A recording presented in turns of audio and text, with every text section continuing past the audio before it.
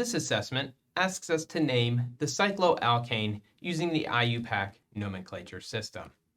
Given that there are no groups, no functional groups, or no substituents, start over. God, how hard can this one be?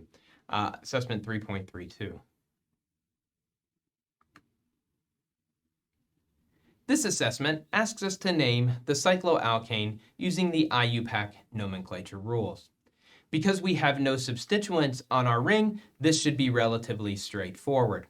To start, we're going to count the number of carbons. We notice that there are 1, 2, 3, 4 carbons. So this molecule is going to be a butane.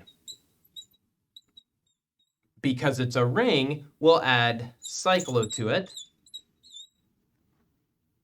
And because there are no substituents, we're finished. The 4-membered alkane ring is cyclobutane.